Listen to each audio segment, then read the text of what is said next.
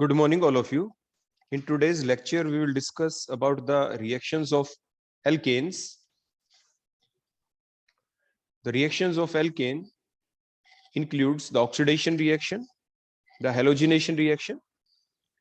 जैसे कि हम जानते हैं कि आप किसी भी हाइड्रोकार्बन को ले लें और उसको अगर आप इन प्रेजेंस ऑफ ऑक्सीजन बर्न करेंगे तो it will produce the CO2 and the H2O along with the liberation of the energy. तो आप कोई भी हाइड्रोकार्बन लें, whether it is the alkane, alkene, alkynes, benzene, toluene and so on, आप कोई भी हाइड्रोकार्बन लेंगे. सिमिलरली, क्योंकि हमारा आज का टॉपिक है about the reaction of alkanes, तो एल्केन्स भी क्या है? हाइड्रोकार्बन्स हैं, सैचुरेटेड हाइड्रोकार्बन्स हैं. तो जब हम इनकी ऑक्सीडेशन रिएक्शन को स्टडी करते हैं तो क्या होगा? These alkanes on oxidation will give the CO2 and H2O in presence of air with the liberation of large amount of energy. Means जो ऑक्सीडेशन जो रिएक्शन है ये एक एक्सोथर्मिक रिएक्शन है. आपने थर्मोडायनेमिक्स में पढ़ा भी है कि जब कभी भी कोई भी एल्केन, चाहे वो देखो जैसे हमने लिया मीथेन, चाहे कोई भी और हायर एल्केन्स ले लें, जब आप उसको बर्न करेंगे इन एक्सेस ऑफ ऑक्सीजन, मीन्स आपके पास एक्सेस ऑफ ऑक्सीजन जरूर होनी चाहिए, तभी आपके पास CO2 प्लस H2O प्रोड्यूस होंगे. अगर आप लिमिटेड सप्लाई ऑफ एयर देंगे तो अभी हम आपको बताएंगे, फिर आपके CO2 प्रोड्यूस नहीं होगी. तो जो एनर्जी अब रिलीज हुई है यहाँ पे, that energy is called heat of combustion. आप इसे हीट ऑफ कंबशन भी कहते हैं. Means the amount of energy released, the amount of energy released when, यहाँ पे लेकिन फिर आपको फिक्स करना पड़ता है. जो आप एल्केन लेते हैं, अगर आप उसकी अमाउंट यहाँ पे फिक्स कर दें 1 मोल, if we fix the amount of the alkane as 1 mole, the amount of the energy released when 1 mole of the alkane is completely burnt in excess of oxygen is called heat of combustion. तो 1 मोल alkene के burn होने के बाद जितनी भी energy निकलेगी, उस energy को आप कहते हैं हीट ऑफ कंबशन. तो इस निकली हुई एनर्जी को हीट ऑफ कंबशन सिर्फ तभी कहेंगे जब 1 मोल एल्केन को हम बर्न करें.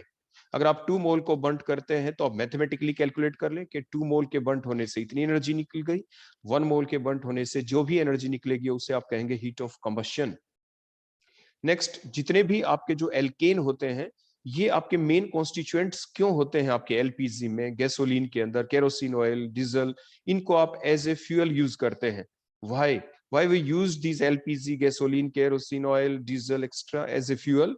हम इनको फ्यूल की फॉर्म में इसलिए यूज करते हैं because these contain the main constituent in these LPG, gasoline, kerosene and diesel are the hydrocarbons.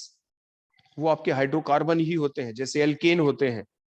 और एल्केन क्या करेंगे? जब आप उसको बर्न करेंगे, जैसे अभी आपको ऊपर बताया, तो क्या प्रोड्यूस करेंगे? एनर्जी. तो एनर्जी प्रोड्यूस किए तो किस तरह से एक्ट किए? They act as a fuel. तो इसलिए फ्यूल की तरह काम करते हैं, because they on burning in excess of oxygen produces the large amount of energy. So these all LPG, gasoline, kerosene oil and the diesel, they all act as the fuel in one और the other way. अगर हम incomplete combustion करवा देते हैं alkanes का in the insufficient supply of the air, अगर oxygen access में ना हो, इनसफिशिएंट सप्लाई हो, तो फिर क्या होगा? तो इनकम्प्लीट कंबशन होगा एल्केन्स का. तो क्या प्रोड्यूस होंगे आपके? They will produce the soot और the carbon black which can be used in the manufacturing of the ink, varnish, fillers for the rubbers and so on. जैसे हमने आपको बताया कि अगर आप एल्केन को, कोई भी एल्केन हो, whether it is the methane or the any higher alkane, if you burn it in limited supply of the air, then it will produce the carbon monoxide, soot, carbon black, or that carbon black can be used in the manufacturing of the ink, the varnish or the fillers for the rubber, along with the production of the energy. Energy तो produce होगी ही. अगर हम कोई भी जो आपके alkene है, अगर हमने अब फिक्स कर दिया, if the alkane is methane, अगर हम मीथेन को क्या करें? हीट अप कर दें in presence of the steam and the catalyst which is taken here as the nickel. Nickel की प्रेजेंस में अगर हम 1273 केल्विन के ऊपर अगर हीट कर देते हैं तो क्या होगा प्रोड्यूस? हमें प्रोड्यूस होती है यहाँ पे सिन गैस, सिंथेसिस गैस भी आप इसे कह देते हैं. The CO, the mixture of CO and the H2, the mixture of the CO and the H2 in 1:1 ratio is called as the synthesis gas. आप इसे सिन गैस कहते हैं. जैसे CO प्लस N2 का मिक्सचर ले लें तो आप उसे प्रोड्यूसर गैस कह देते हैं. यहाँ पे CO प्लस H2 के मिक्सचर को आप क्या कह देते हैं? सिन गैस, और also called as the water gas. आप इसे वाटर गैस भी कह देते हैं. अगर हम कैटालिटिक जो ऑक्सीडेशन करते हैं, जैसे अभी मैंने आपको बताया किस चीज का किया था हमने, एल्केन का, कि स्टीम की प्रेजेंस में, लेकिन अगर हम कैटालिटिक ऑक्सीडेशन कर दें लोअर एल्केन्स का, जैसे मीथेन ही अगर हम ले लें, in presence of oxygen using the metallic catalyst. For example, the copper is taken here at a temperature of 573 Kelvin with a pressure of 100 atmosphere. It will produce the methanol. अगर हम methane की oxidation कर दें in presence of a catalyst at a temperature of 573 Kelvin and the pressure of 100 atmosphere, it will produces the methanol, जिसे would split भी कहते हैं आप।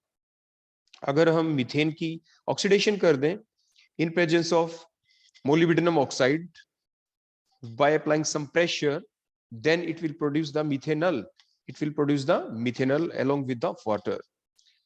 While अगर हम higher alkanes को ले लें, while the higher alkanes on oxidation in presence of Ag2O produces the long chain fatty acids. Means अगर हम यहाँ पे एल्केन जो हमने CH3COH कर दिया, ये तो एसिटिक एसिड है, अगर हम इसकी जगह वैल्यू क्या पुट कर दें यहाँ पे R means A long chain of carbon atom, तब वो आपके बन जाएंगे हायर एल्केन्स। जैसे ऊपर हमने RCH3 लिखा है, तो R की जो वैल्यू है वो क्या है, it is a long chain of carbon atom. If we have the long chain of carbon atom, then that becomes the higher alkane, and these higher alkane on heating in presence of oxygen and in presence of the silver oxide as a catalyst, it will produces the long chain fatty acids, while the alkanes, लेकिन अगर हम ऐसा alkene ले लें जिसके अंदर tertiary H atom हो, कौन ले लें, जैसे ये हमने लिया, ये आपके टर्शरी कार्बन एटम है, इसके ऊपर एक H भी आपको दिख रहा है, तो alkanes having the tertiary hydrogen atom on reaction with KMnO4, KMnO4 also act as an oxidizing agent। KMnO4 आपके एक ऑक्सीडाइजिंग एजेंट का काम करता है, लेकिन बेटर एक्ट करता है इन एसिडिक मीडियम। तो अगर हम KMnO4 को ले लें एज एन ऑक्सीडाइजिंग एजेंट और इसको ऐड कर दें in alkane having the tertiary hydrogen atom, then it will produce the corresponding alcohol. तो आपके पास ये टर्शरी एल्कोहल हमें मिल जाता है। तो ये आपने देखा different oxidation reactions of the alkanes. सबसे सिंपल से सिंपल आपने क्या देखा कि अगर हम एल्केन को simply in presence of oxygen burn कर देते हैं तो large amount of energy produce होती है along with the production of the CO2 and the H2O, means the reaction is exothermic। अगर हम पार्शियल कंबशन कर दें, इनकम्प्लीट कंबशन कर दें in the limited sky of the air, तो carbon monoxide gas produce होती है along with the production of the carbon black which can be used in the manufacturing of the ink, varnish or the fillers for the rubbers। अगर हम different type के oxidation करें, जैसे lower alkene हम methane का oxidation कर दें in different conditions, जैसे स्टीम की प्रेजेंस में आपने किया तो सिन गैस बन गई थी, ऑक्सीजन के साथ जब आपने हीट किया आपके मीथेन को in presence of the copper as a catalyst, तो मीथेनॉल प्रोड्यूस हो गया। अगर हम मीथेन को ही हीट करें in excess of oxygen in presence of the catalyst, that is the MOO2 means molybdenum oxide, by applying some pressure तो methanol produce हो गया। और अगर हम ऐसे एल्केन को ले लें जिसमें टर्शरी हाइड्रोजन एटम था, लास्ट में हमने देखा था, तो क्या प्रोड्यूस हो गया था, बोला आपके टर्शरी एल्कोहल हमें मिल जाते हैं। और हमने ये भी देखा अगर हम हायर एल्केन्स ले लें, हायर एल्केन्स तो हायर एल्केन ले लें और उसका अगर हम ऑक्सीडेशन कर देते हैं इन प्रेजेंस ऑफ, बोलो क्या आपके Ag2O एज ए कैटलिस्ट, तो हमें क्या मिले थे, हमें मिले long chain of carboxylic acid. Long chain of carboxylic acid generally called as the fatty acid, उन्हें आप फैटी एसिड कह देते हैं। नेक्स्ट हम देखेंगे अगली रिएक्शन ऑफ एल्केन जिसे आप क्रैकिंग कहते हैं, मींस हाई टेम्परेचर के ऊपर हीट अप कर देना। तो process of the conversion of higher hydrocarbons of the petroleum into the lower hydrocarbons by strong heating is called as the cracking.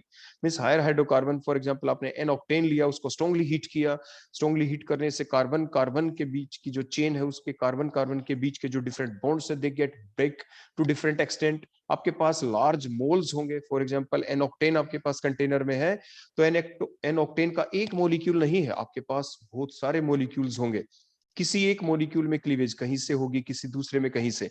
For example मान लीजिए देखो 1 2 3 4 5 6 7 8, मान लीजिए ऑक्टेन है, कहीं एक मोल ये है, दूसरा मान लीजिए मोल देखो ये है, किसी में क्लीवेज देखो यहां से हो रही है, किसी दूसरे में देखो यहां से हो रही है, किसी तीसरे मोल को अगर हम ले लें तो क्लीवेज मान लीजिए यहीं से हो गई, मीन्स ये एक ही कार्बन अलग हो गया।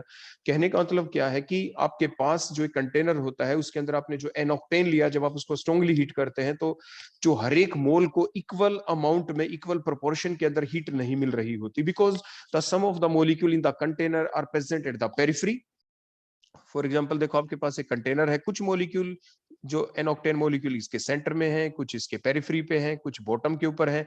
हीटिंग जब आप नीचे से कर रहे हैं तो यूनिफॉर्म हीटिंग तो हो नहीं रही, तो कुछ मॉलिक्यूल को ज्यादा हीट मिलती है, किसी को कम, तो जिसकी वजह से एक्सटेंट ऑफ जो कोलिजन होगा, एक्सटेंट ऑफ जो ब्रेकेज होगा, एक्सटेंट ऑफ जो क्लीवेज होगा, वो आपके डिफरेंट फॉर्म में होगा। मींस हर एक मॉलिक्यूल के अंदर क्लीवेज एक ही पॉइंट के ऊपर से नहीं होगा, इसीलिए डिफरेंट प्रोडक्ट मिलते हैं। जैसे एन ऑक्टेन की आपने स्ट्रॉन्ग हीटिंग की तो आपने देखा, देखो एन हेक्सेन मिल गया, C2H2 बन गया, C4H10 बन गया, C2H2 बन गया, C4CH4 बन गया, अकेला कार्बन भी प्रोड्यूस हो गया, एंड सो ऑन। तो कहने का मतलब जो डिफरेंट प्रोडक्ट बनते हैं, दैट इज द रीजन के डिफरेंट प्रोडक्ट क्यों बन पाए, क्योंकि जो साइट ऑफ क्लीवेज है वो हर एक मॉलिक्यूल के अंदर सेम नहीं होती, वो डिफरेंट होती है, इसलिए डिफरेंट प्रोडक्ट बनते हैं ऑन स्ट्रॉन्ग हीटिंग। और जब हम स्ट्रॉन्ग हीटिंग करते हैं तो उस वक्त मॉलिक्यूल के पास आपके सिलेक्टिविटी नहीं होती कि वो मॉलिक्यूल इधर से उधर मूव कर जाए, क्योंकि हीटिंग एकदम आती है, और जब जो साइट ऑफ क्लीवेज होती है वहां पे सिलेक्टिविटी नहीं चलती, बॉन्ड एकदम क्लीव हो जाता है, जिसको कम हीट मिली थोड़ी, अकॉर्डिंगली आपके डिफरेंट साइट ऑफ क्लीवेज से डिफरेंट प्रोडक्ट बनने ही होते हैं। So the process of conversion of the higher hydrocarbons of the petroleum into the lower hydrocarbons by strong heating is called as the cracking. Next आ जाती हमारी reaction alkanes के अंदर, isomerisation reaction. As the name reflect here, the isomer means isomer बनेगा, means एक ऐसा compound बनेगा जिसमें कोई एल्केन है वो अपने आइसोमेरिक एल्केन के अंदर ही कन्वर्ट हो जाएगा। फॉर एग्जांपल हमने एन ब्यूटेन लिया, जब हमने उसको हीट अप किया in presence of the anhydrous AlCl3 at a temperature of 573 kelvin, then the N butane converted into the two methyl propane, अपने आइसोमेरिक एल्केन के अंदर ये कन्वर्ट हो गया। So the process called as the isomerization reaction. So the in this reaction the N alkane converted into their isomeric form on reaction with anhydrous AlCl3 at a temperature of 573 Kelvin। तो उसे simply ये नाम दे दिया गया isomerisation reaction. और जो isomerisation जो reaction जब चलती है तो इसके अगर हम मैकेनिज्म अगर इसका जब देखेंगे तो इसके अंदर आप पाएंगे कि इंटरमीडिएट कार्बोनियम आयन बनता है और उसके बाद मिथाइल शिफ्ट होगी, क्योंकि आपको दिख ही रहा है कि एक जो मिथाइल है ये किसी एक एंड से क्लीव होके इसको मिड कार्बन के ऊपर आना है, और ये जब होगा तो उसके दौरान इंटरमीडिएट कार्बोकेटाइन बनेगा, फिर ये मिथाइल शिफ्ट भी होगी, तब जाके आपका बनेगा 2-मिथाइल प्रोपेन। इसके बाद हम नेक्स्ट रिएक्शन देखते हैं अपनी catalytic reforming. As the name suggest कि कैटलिस्ट के प्रेजेंस में रिएक्शन होनी है। रिफॉर्म मतलब दोबारा बनना है। क्या दोबारा बनना है? आपके पास कोई कंपाउंड है, कोई एन एल्केन है आपके पास, लॉन्ग चेन आपके एल्केन है, उसको एरोमेटिक कंपाउंड में आपको कन्वर्ट करना है। कैसे? By heating it in presence of the catalyst like the chromium oxide and the aluminum oxide at a temperature of 775 Kelvin and the pressure of 10 to 20 atmosphere। तो उसे आप कहते हैं कैटालिटिक रिफॉर्मिंग। उसे आप क्या कहेंगे? कैटालिटिक रिफॉर्मिंग, क्योंकि आपने कैटलिस्ट को यूज किया है। फॉर एग्जांपल अगर हमने ये एनहेक्सेन लिया, देखो जिसमें 6 कार्बन वाला कंपाउंड है आपका, जब हमने इसको हीट कर दिया इन presence of this catalyst by using this particular temperature and the pressure, तो फिर हमें क्या मिला? देखो 6 कार्बन वाले कंपाउंड का जो एरोमेटिक कंपाउंड बनने वाला है उसको क्या कहेंगे? That is the benzene. कौन बनेगा? बोलो आपका बेंजीन। अगर हम ले लें एन हेप्टेन तो क्या होगा? देखो ये आप सभी जानते हैं जो 6 मेंबर स्ट्रक्चर होती है that is the most stable one, वो ज्यादा स्टेबल होती है as compare to the 7 member, 8 member and also in comparison to the 5 member and the 4 member. तो जो 6 मेंबर रिंग होता है वो मोस्ट स्टेबल होता है। तो सिमिलरली अगर हम एन हेप्टेन भी लेंगे, उसको हीटअप करेंगे तो रिंग तो 6 मेंबर ही बनेगा।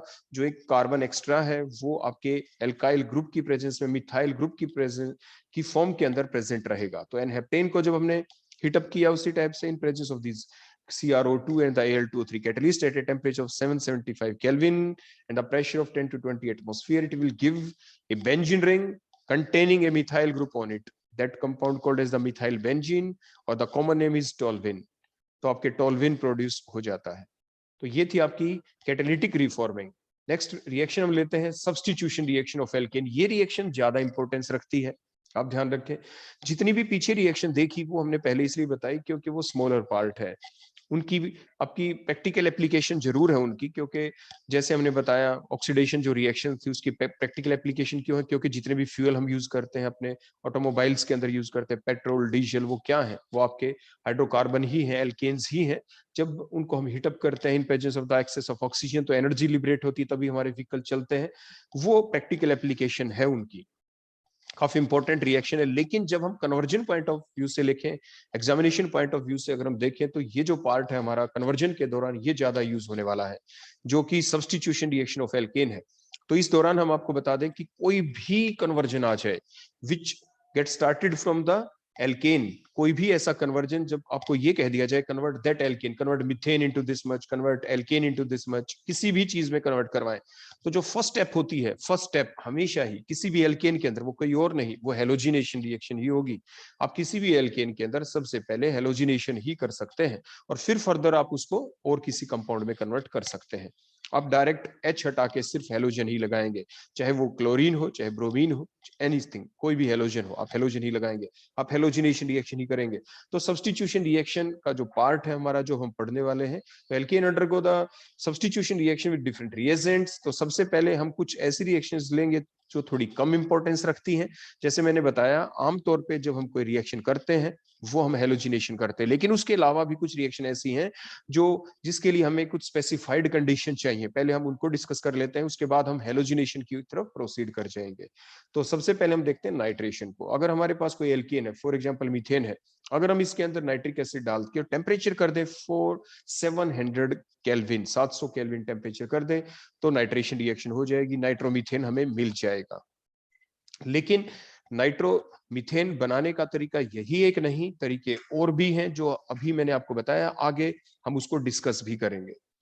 इसके बाद नेक्स्ट सल्फोनेशन रिएक्शन। अगर हम हेक्सेन और हायर एल्केन्स की रिएक्शन कर दें ओलियम के साथ, ओलियम क्या होता है, fuming sulphuric acid, means concentrated sulphuric acid के अंदर से जो SO3 गैस के फ्यूम्स निकलते हैं, और इन दोनों को अगर हम मिला दें तो कंबाइंड जो फार्मूला बनता है वो है आपका H2S2O7। तो ये फार्मूला कहलाता है ओलियम का, ये ओलियम बन जाता है। क्या बन जाता है बोलिए, ओलियम। तो इसके साथ जब आप रिएक्शन करते हैं तो एल्केन सल्फोनिक एसिड हमें मिल जाएंगे। जैसे आपने देखा, आपने हेक्सेन लिया और इसके अंदर आपने सल्फ्यूरिक एसिड डाला और आपके सब्स्टिट्यूशन रिएक्शन हुई और SO3H ग्रुप आपका लग गया with the loss of the water, तो आपके क्या बना बोलो, सल्फोनिक एसिड, आपके एल्केन सल्फोनिक एसिड आपके प्रोडक्ट बन गए। नेक्स्ट जो हमारी अब मेन रिएक्शन के पास हम पहुंच चुके हैं वो है आपकी हेलोजिनेशन रिएक्शन। इसी की फुल डिटेल है आपके सिलेबाई के अंदर। तो alkanes undergo the substitution reaction with the halogen in presence of the sunlight to give the mixture of the products। ये डिपेंड करता है कि जो आप रेशो है वो क्या लेते हैं एल्केन और हेलोजेंस के बीच की। फॉर एग्जांपल आपके पास मीथेन है, आपने इसके अंदर हेलोजिनेशन की इन प्रेजेंस ऑफ द लाइट, जैसे Cl2 आपने लिया, तो क्या होगा, होमोलाइटिक फिशन होगा। अभी इसका मैकेनिज्म भी आपने सिलेबस में आप अच्छे से देख पाएंगे। देखो एक H हटेगा, इसका होमोलाइटिक फिशन होगा, यहाँ से Cl2 का भी होमोलाइटिक फिशन होगा यहाँ से, इस टाइप से। तो क्या बन गया, chloromethane, HCl as a side product. Further अगर हम रिएक्शन कर दें, फिर से वही आपके जो कार्बन के ऊपर जो 3H लगे हुए इनमें से कोई भी एक H, देखो उसका एक H को हम दिखा दें ऐसे, उसका फिर से होमोलाइटिक फिशन होगा इस टाइप से। यहाँ से देखो CH2 बच जाएगा, देखो यहाँ से। फिर जो Cl2 है, Cl बॉन्ड का फिर से होमोलाइटिक क्लीवेज, देखो इस टाइप से। फिर से HCl as a side product निकलेगा, डाइक्लोरोमीथेन बन गया आपका। फर्दर रिएक्शन करें एंड सो ऑन, तो मींस H की रिप्लेसमेंट किससे होगी, Cl से, तो CHCl3 मींस क्लोरोफॉर्म बन जाएगा, means trichloromethane is also called as the chloroform, जो एक एनेस्थेटिक एजेंट भी है। उसके बाद अगर हम फर्दर हेलोजिनेशन करें तो एक H और प्रेजेंट है, तो फर्दर सब्स्टिट्यूशन होगी तो CCl4 बन जाएगा। इसे पायरीन भी कहते हैं, जो फायर एक्सटिंग्विशर में की तरह यूज करते हैं, आग बुझाने के लिए जिसको यूज करते हैं, उसमें एक कॉन्स्टिट्यूएंट होते हैं CCl4। Carbon tetrachloride also called as pyrene, PYRENE, pyrene. और ट्राइक्लोरोमीथेन को क्या कहते हैं आप, क्लोरोफॉर्म। तो ये सीरीज ऑफ रिएक्शन हुई आपकी, स्टेप बाय स्टेप रिएक्शन हुई। तो रिएक्शन हमें रोकनी कहां पे है वो डिपेंड करता है। फॉर एग्जांपल अगर हम 1 मोल ही डाल दें Cl2 का, बोलो सिर्फ कितना लेते हैं, 1 mole, the reaction will stop at the chloromethane step. अगर हम 2 मोल ले लें तो reaction will stop at the dichloromethane. अगर 3 मोल्स ले लें तो एट द क्लोरोफॉर्म स्टेज। अगर हम एक्सेस में ले लें तो फाइनली हमारे पास कार्बन टेट्राक्लोराइड ही बनना है। तो इस टाइप से ये मिक्सचर ऑफ प्रोडक्ट हमें मिलते हैं। अगर हम एक्सेस ऑफ हेलोजन ले लें, एक्सेस ऑफ क्लोरीन अगर हम ले लेते हैं इन प्रेजेंस ऑफ लाइट, तो फाइनल प्रोडक्ट हमारे पास क्या होगा, we got the mixture of products. तो क्लोरीनेशन और जो ब्रोमिनेशन है, these two reactions can takes place readily in presence of the light or also at the higher temperature is 523 to 673 kelvin के ऊपर भी ये आपकी रिएक्शन चल जाती है, आपका होमोलाइटिक फिशन हो जाएगा। होमोलाइटिक फिशन होता कब है और क्या क्या कंडीशन है वो अभी हम मैकेनिज्म के दौरान आपको बताएंगे। आयोडीनेशन जो रिएक्शन है वो आपकी स्लो रिएक्शन है, वो रिवर्सिबल रिएक्शन होती है।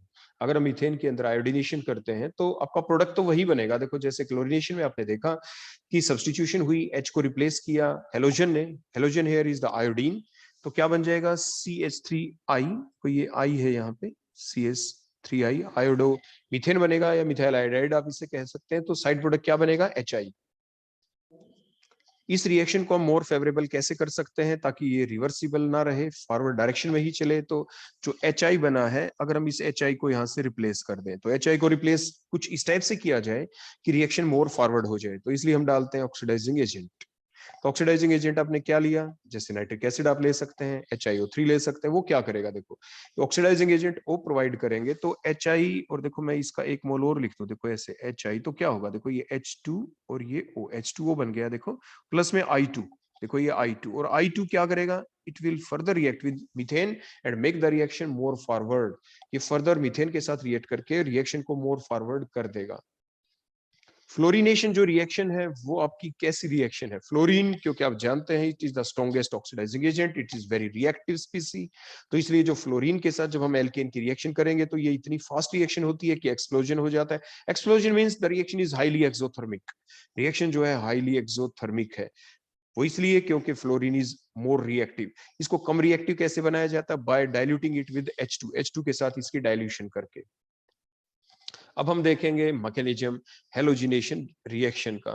एल्केन की हेलोजिनेशन देखेंगे इन प्रेजेंस ऑफ द लाइट, लेकिन लाइट के साथ साथ जो मैकेनिज्म है, जो होमोलाइटिक फिशन है, वो डिफरेंट कंडीशंस हैं जिनके अंदर फर्दर आपका होमोलाइटिक फिशन हो सकता है। तो होमोलाइटिक फिशन ही होगा, जैसे हमने साइड में लिख दिया, बाय होमोलाइटिक फिशन होगा ये मैकेनिज्म जो चलेगा।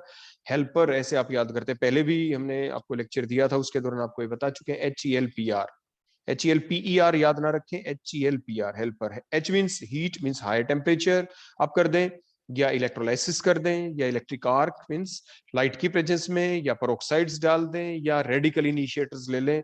अगर आप ये कंडीशन रखते हैं तो होमोलाइटिक फिशन हो जाएगा। तो हमने मीथेन लिया, हमने हेलोजिनेशन की, जैसे अभी आपको बताया क्लोरोमीथेन आपका प्रोडक्ट बन गया। अगर हम 1 मोल Cl2 का लेते हैं, तो अगर हमने 1 मोल लिया Cl2 का, लिमिटेड सप्लाई कर दी हेलोजन की, तो हमारा प्रोडक्ट, मेन प्रोडक्ट कौन बनेगा, आपका क्लोरोमीथेन ही बनेगा। फर्दर डाइक्लोरोमीथेन या क्लोरोफॉर्म या कार्बन टेट्राक्लोराइड नहीं बनेगा। लेकिन जब ये रिएक्शन चलती है तो डिफरेंट स्टेप्स में चलती है। Out of these different step, first one is the chain initiation step, और उसके बाद चेन प्रोपगेशन, और लास्ट में होगी चेन टर्मिनेशन स्टेप। तो ये जो 3 स्टेप हमने बताई, उनमें से पहली स्टेप कौन सी है, चेन इनिशिएशन स्टेप। तो चेन इनिशिएशन स्टेप में क्या होता है, आपके पास होता है हेलोजन।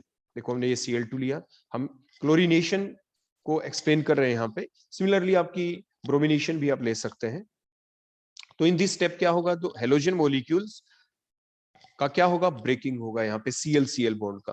तो halogen molecule break down to give the halogen free radical in presence of the light, या in presence of above these condition जो हमने हेल्पर की फॉर्म में आपको बताया। जनरली हम लाइट ले लेते हैं। तो होमोलाइटिक फिशन हुआ। होमोलाइटिक फिशन मींस जो बॉन्ड के अंदर दोनों इलेक्ट्रॉन हैं, दोनों जो Cl है अपना अपना इलेक्ट्रॉन ले लेंगे, means each of the atom takes away their own electron. एक Cl ने अपना इलेक्ट्रॉन लिया, दूसरे Cl ने अपना, means each of the Cl atom takes away their own electron to give the Cl free radical. Cl free radical हमारा बन गया, that is the chain initiation step. उसके बाद क्या हुआ, ये फ्री रेडिकल्स आपके बन गए। ये एक डिसोसिएटिव स्टेप है, ये एक डिसोसिएटिव रिएक्शन है जिसमें डिसोसिएशन हुआ है। Cl2 का डिसोसिएशन हुआ, Cl-Cl के बॉन्ड का बीच का क्लीवेज हुआ, होमोलाइटिक फिशन हुआ। तो इस रिएक्शन के दौरान जो डेल्टा H की जो वैल्यू होगी, that is equal to the activation energy. क्योंकि जो आपके रिएक्टेंट है, जो आपके रिएक्टेंट है, देखो अगर हम डायग्राम के थ्रू आपको शो करना चाहें, देखो जैसे आप जानते हैं यहाँ पे हम लेते हैं नीचे जैसे प्रोग्रेस ऑफ द रिएक्शन, देखो हमेशा आप लेते हैं प्रोग्रेस ऑफ द रिएक्शन, इधर आप क्या लेते हैं, एनर्जी।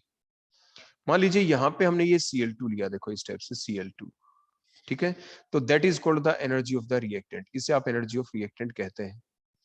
अब ये रिएक्टेंट को हम कन्वर्ट करना चाहते हैं, देखो प्रोडक्ट के अंदर, देखो यहाँ पे मींस ये Cl फ्री रेडिकल यहाँ पे बन गया, देखो ये Cl फ्री रेडिकल यहाँ पे बन गया।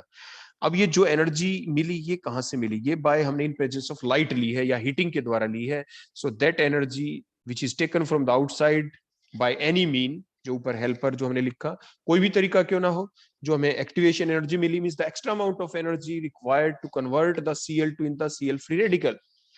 तो दैट ये इसको हम रिएक्टेंट की तरह ट्रीट करेंगे। देखो जो Cl2 है, अगर हम रिएक्शन का अभी सिर्फ इतना पार्ट माने तो दैट इज रिएक्टेंट, और Cl फ्री रेडिकल को वैसे ये प्रोडक्ट नहीं है, लेकिन सिर्फ समझने के लिए आपको बता रहे हैं। मान लीजिए ये प्रोडक्ट है, तो रिएक्टेंट और प्रोडक्ट के बीच का जो एनर्जी का जो डिफरेंस होता है उससे आप हीट ऑफ रिएक्शन भी कहते हैं, that called the delta H. Means here the delta H is equal to the activation energy. तो मीन जब Cl2 का डिसोसिएशन होता है, ये जो डिसोसिएटिव जो रिएक्शन है, जब Cl2 किस में कन्वर्ट हुआ, Cl फ्री रेडिकल में जब कन्वर्ट होता है तो कुछ एनर्जी बाहर से दी, that called the activation energy, तब Cl फ्री रेडिकल बन गया। तो Cl2 को हमने रिएक्टेंट माना, Cl फ्री रेडिकल को प्रोडक्ट, तो रिएक्टेंट प्रोडक्ट के बीच का जो एनर्जी गैप होता है उसे आप हीट ऑफ रिएक्शन कहते हैं, डेल्टा एच कहते हैं। तो इस पहली स्टेप के अंदर, चेन इनिशिएशन स्टेप के अंदर जब डिसोसिएशन हुआ है Cl2 का, बताओ यहाँ पे डेल्टा एच और एक्टिवेशन एनर्जी में क्या रिलेशन, बोथ आर इक्वल। यही हमने लिखा है, it is a dissociative reaction, the delta H is equal to the activation energy. तो आप इसके बारे में समझ गए होंगे। तो अब हम इसको यहां से क्लियर कर देते हैं। इसके बाद नेक्स्ट चलेंगे हम अपनी अगली स्टेप के ऊपर, that is the chain propagation step. After the chain initiation step, the next step is the chain propagation step. Chain propagation के दौरान क्या होगा, हमारा जो प्रोडक्ट हमें बनाना है CH3Cl जो हमें प्रोड्यूस करना है, तो क्या होगा इसमें, जो भी आपके पास रिएक्टेंट था, कौन है बोलो रिएक्टेंट, यहाँ पे अब इस स्टेप के अंदर चेन प्रोपगेशन के अंदर जो मेन रिएक्टेंट है आपका, that is the alkane. Alkane here taken is the methane, methane हमने लिया। तो इन दिस स्टेप आपका जो फ्री रेडिकल बना है, Cl फ्री रेडिकल देखो जो बना था, वो क्या करेगा, the halogen free radical react with the alkane molecule, alkane molecule के साथ रिएक्ट करेगा, जिससे CH जो बॉन्ड है उसका भी होमोलाइटिक क्लीवेज होगा। उसका क्या होगा बोलो, होमोलाइटिक क्लीवेज। देखो कुछ इस टाइप से, H अपना इलेक्ट्रॉन ले गया, कार्बन ने अपना इलेक्ट्रॉन ले लिया, means each of the atom of the CH bond के जो दोनों एटम, each of the atom takes away their electron in presence of the Cl free radical. यहाँ पे बूस्टअप किसने किया, Cl फ्री रेडिकल ने। तो जो H फ्री रेडिकल आपने देखा यहाँ से, देखो ये इधर आ गया, और इस बॉन्ड का देखो क्लीवेज हुआ। पहले ट्रांजिशन स्टेट बनी। ट्रांजिशन स्टेट का मतलब क्या होता है कि पुराना बॉन्ड टूटना शुरू हो गया, नया बॉन्ड बनना शुरू हो गया। ऐसी स्टेट को जब हम दिखाते हैं तो that called as the transition state.